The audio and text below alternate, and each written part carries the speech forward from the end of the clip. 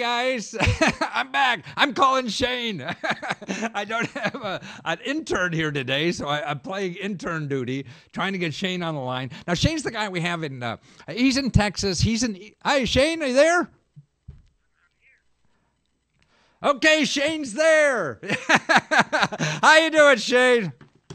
I'm doing great. How are you doing? Well, wonderful. It's cold here now, though. I wish it was in Texas. Actually, I just came back from Texas, down in Austin, at the South by Southwest Festival. I guess you know that. You're a hippie. I understand.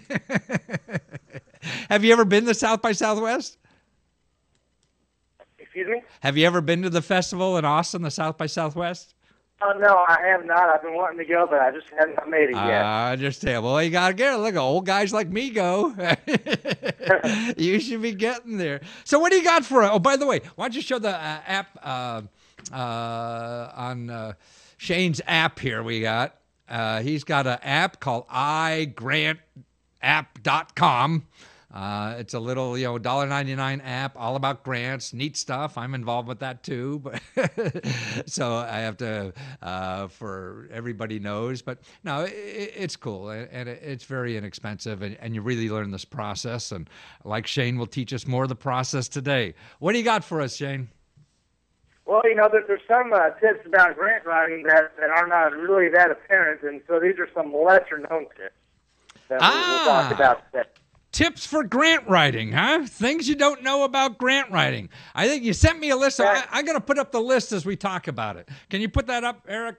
The grant writing list. So that would be number 8. There we go. Okay, go ahead. Well, the first one is it sounds very logical, but you have to ask for the money. And I think, for instance, we had a person who had downloaded the app, and she's looking for some grant money to send her daughter to a camp up in Maryland, and so we got to looking around, and we ended up getting her a grant to pay for about 25% of it, just by calling the camp and asking if the grant was available, and sure enough, there was. You got to ask. Oh, that's silly, huh? That's terrific. And sometimes you have to go, and so that didn't cover all the costs. Again, it's about 25%. So then we had talked to her about talking with some of the local businesses, the banks, maybe the Masonic Lodge, Rotary, Kiwanis. So different civic organizations also, especially on smaller grants, they'll help out usually. A lot of times they will. So you're saying that if, you said trying to send her daughter or son to camp for the summer and needed like $500 or something like that for that? Yeah, and she's low income, couldn't afford it, but she has some other things going on, and so there's no way that she can send her kid to camp. So, so between calling them and they calling up some of these civic organizations, I think that she'll be able to do it. Yeah, no, I think you're right. That's a good idea because that, so she went right to the camp itself, and they had some kind of scholarship, right? So they gave her a grant, and now she's going to the local civic organizations that have money set aside for things like that. People in need who have to do things. Is that what you're saying? Yeah, and that's how those organizations, a lot of them are set up is to help people out, and a lot of times that is financially. Yeah, and if you don't ask, you don't get it, right? Exactly. The first step is just to ask, and it could be the civic organizations, it could be the churches, or even the local businesses and banks, because a lot of stuff is a write-off for them also, a tax write-off. Okay, what else? What's next? All right, so the next one is to go ahead and try to, this is for state and federal grants or anybody else that may have funds. Try to visit them in person and be extra nice to them. And the reason for that is these agencies and organizations and foundations, they're still ran by people. Right. And so they're like you and me, that we're probably more likely to give money to someone who we know and trust, and who we think will spend that money the right way and be good with the money. And so you start establishing that relationship with the agency and that or that organization, and then when the application comes up, they're going to be more likely to help you. They're going to take a more serious look at it. And so highly advise people to go either try to visit in person. If you can't visit in person where you're planning to, try calling them up on the phone and try to get a conversation started. Well, it sounds like what I used to do in college when I was flunking a course. I'd go to office hours. Yeah, exactly. And go see that teacher and try to show that teacher I'm human and I'm not so screwed up as she thinks I am. Yeah. And maybe give me another boost to get past that class. Huh?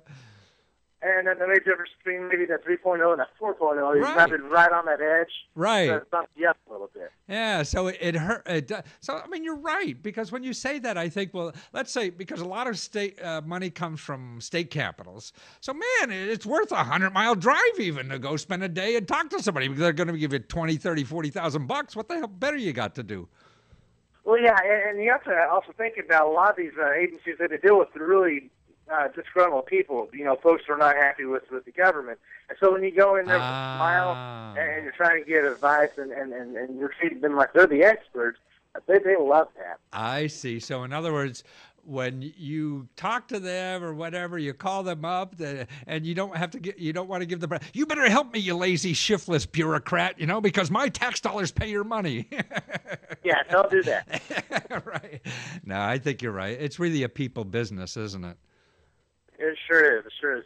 Yeah. And talking about people business, the next tip is to contact your either state or federal congressman, and they'll and see if they'll send you a support letter. And a lot of times on those support or endorsement letters, you'll have to write up a template. They'll rewrite it and they'll sign it. But they love doing that. They're doing that kind of stuff. It's funny when I believe it. I'm going to talk about using your congressman later, and I have a senator. I'm going to show them. The letter from the senator has on a website. Hey, you want a grant or something? Tell me what you want, and I'll write me a letter, and I'll sign it. They say send me a form and send me a proposal. What you think I should say. And I'll do it. I mean, it's just amazing when you think of it. I mean, that's what I mean. When you say this to somebody, ask your congressman, I would think most people think, well, I got to be some big shot or whatever, but you don't, do you? Not at all. And you may not talk directly with the congressman, but you'll talk to somebody in their office. Right. And they'll make sure it's all signed. And when you send that application in, you're going to be ahead of the game, because a lot of the people who are competing for the same money probably didn't do that. Right. And so to have an endorsement by a congressman, it's going to weigh a lot. Well, what I see too, the bureaucrat giving out the money gets a twofer if he gives it from you to you, because he pleases you, as a citizen, but pleases a congressman who gives them their money. Exactly. Right. Because that's where they get their money from. And so that kind of leads to the fourth one, which is send out a press release. And this could be about the congressional letter, or it could be just about what you're trying to do.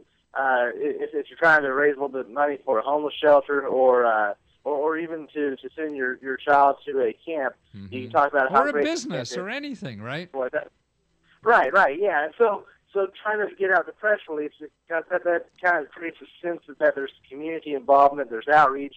And sometimes off that press release, you'll get people calling you up who they want to donate to you.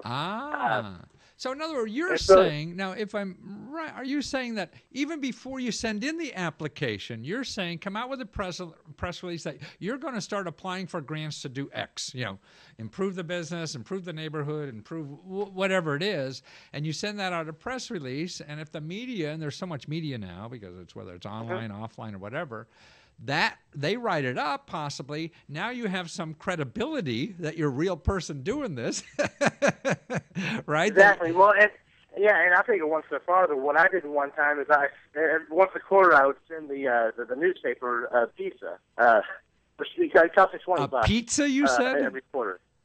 But I buy the office a pizza. It's a small office, but they very much appreciate it. I see. Now wait, is this called PAOLA or something like this? Is that? What? Oh yeah, that's what sure. So it's good PR. Yeah, is what I call it. Wonderful. Yeah. And so another thing that you can do also is that a lot of these agencies, they have a lot of money going out, and there's a lot of grants, and so a lot of times they don't have time to review all the grants themselves. So many times they'll be looking for volunteers to look at the grants and to grade the grants. And a lot of times you don't have to have any grade qualifications to grade these grants because they want the American citizen to or the. I see, because it's taxpayers' money, so they want an average taxpayer maybe looking at them. Right. And I don't know for sure, but I wonder if somebody's upset that they didn't get the money, they can always say, well, the peers or citizens of your state looked at these grants. And, it's not my fault, and right? You can get one, yeah. But so with that said, they're looking for people, and so folks may want to contact the state agencies or the federal agencies and volunteer to be a grant reviewer. God, that's terrific, and that's the way you learn about the system too, how to do it next time. Yeah, right. So you're going to see a grant that was written successfully, hopefully, or at least a grant, and so you'll be exposed to it, and whenever you get exposed to it, you'll see that you can probably do this yourself. Yeah. Because a lot of these grants are not difficult. It's just a matter of writing an essay. So, and successful, I mean, actually, if they don't give you a copy, I mean, you can really, go through the Freedom of Information Act sort of and beat on them to get one, right?